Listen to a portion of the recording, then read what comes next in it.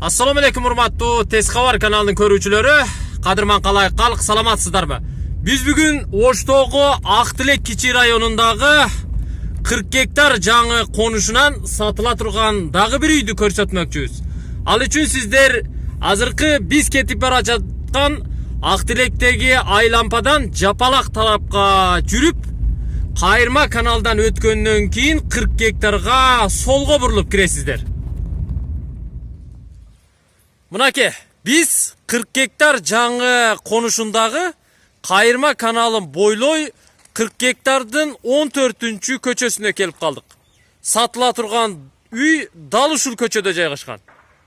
Biz 40 гектар конушундагы 14-чү көчөдө жайгашкан сатыла турган үйдүн жанына келип калдык.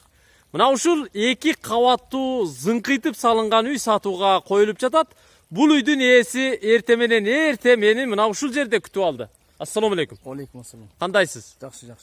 Үйдү качан салдыңыз? Үйдү быйыл салдым, быйыл. Быйыл салдыңыз.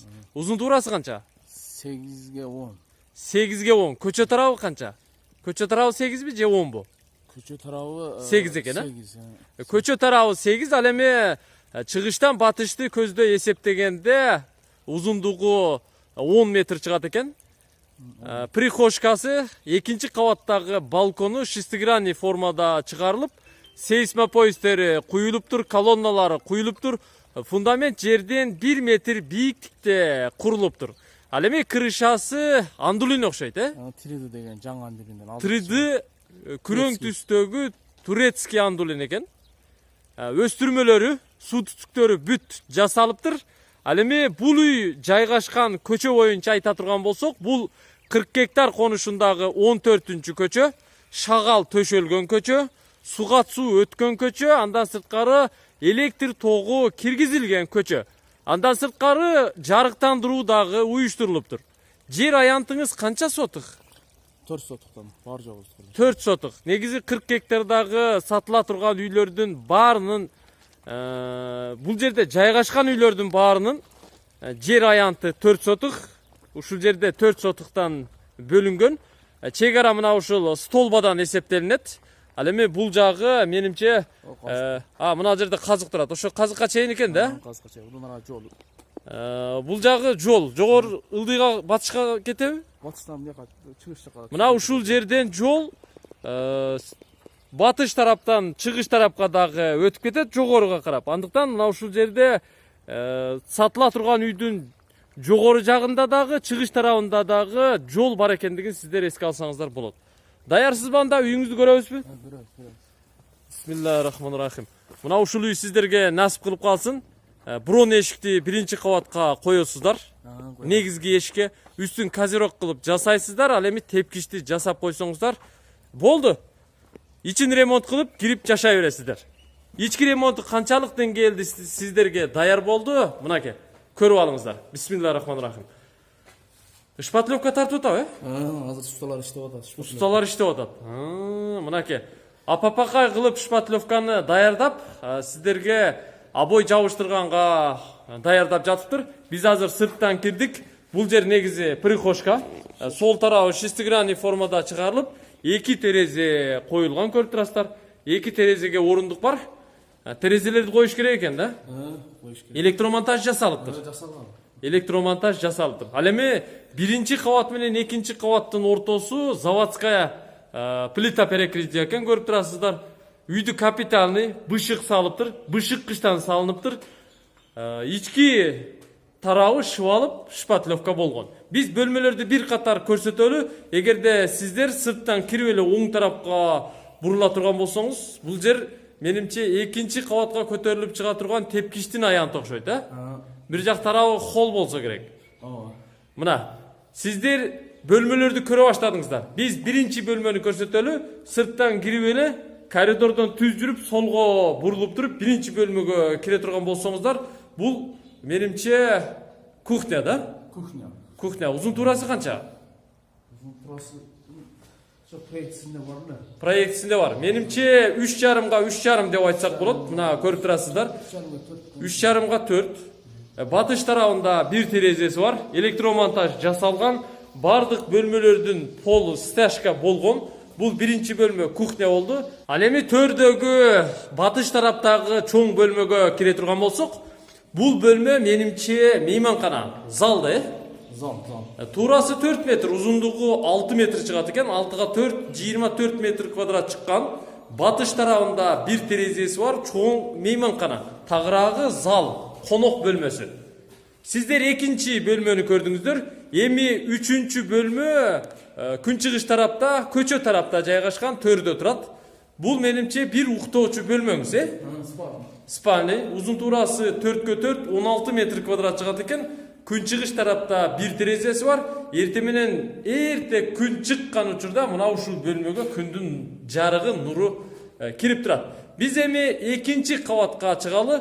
Экинчи кабаттагы бөлмөлөрдүн жайгашышындагы биз сиздерге көрсөтүп коелу. Чорный потолок дагы жасалыптыр, Жасалган. Биз экинчи кабатка чыктык. Чыгып эле түз карасаңыздар, мындай чоң бөлмөнү көрөсүздөр. Бул экинчи кабаттагы холл экен, көрүп турасыздар. Холдун чоңдугун көрүп турасыздар. Туурасы 4 метр. Ал эми узундугу үйдүн узундугу менен барабар экен. Эми оң тараптагы биринчи бөлмөнү көрсөтөбүз. Негизи биринчи кабат менен экинчи кабаттын проектиси куюп койгондой окшош.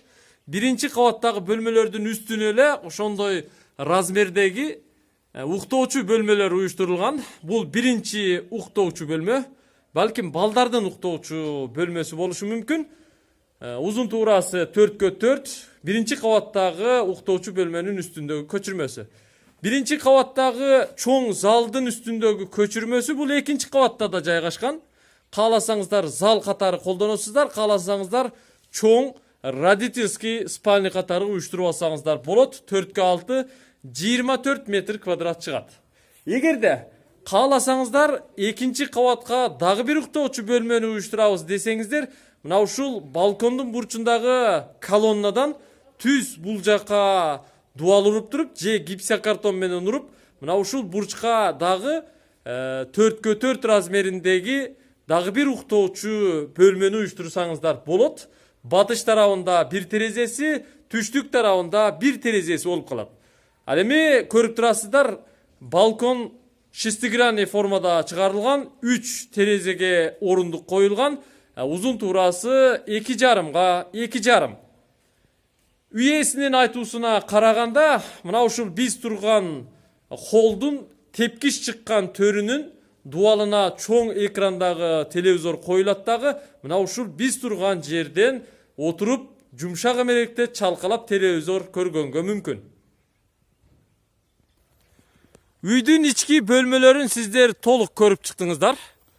Эми үйдүн баасын билели. Ага чейин бул жердеги инфраструктураны белгилеп коелу. Мына ушул көчө менен түз барып, ылдыйкы ак тилекке круговойго өтүп туруп, ал жердеги бала бакчага, мечитке, мектепке, больницага жана маршруттук каттамдарга түз барып келе берсеңиздер болот. Жакын эле пешком каттоого мүмкүн. Ака, айтыңызчы, үйдү канча деп атасыз эми? Үйдө 46 миң деп атам эми.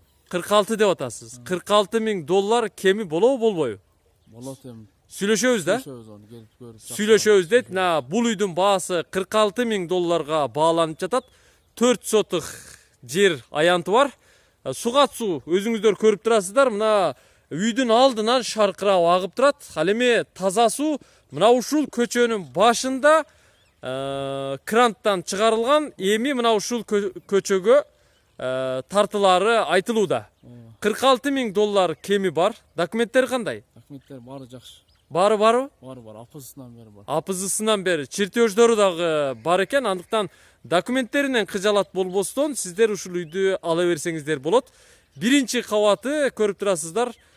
Почти отделка ишине дап даяр экен. Бүтүрүп кирип алып, калганын бүтүрүп жашай берсеңиздер болот.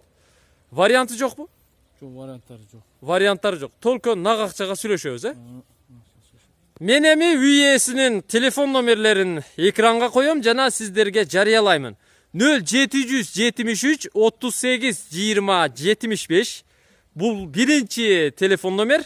Экинчиси 0557 94 44 64. Экинчи номерде WhatsApp да иштейт. каалаган 2 номердин бирине чаласыздар дагы үй ээси менен соодалашып, үйдү колго киргизип алып койсоңуздар болот. Сиздер бул чыгарылышта Оштогу Ак Тилек кичи районундагы 40 гектар жаңы конушунан 14-күнчү көчөдөн сатыла турган дагы бир үйдү көрө алдыңыздар. Жакса сүйлөшүңүздөр.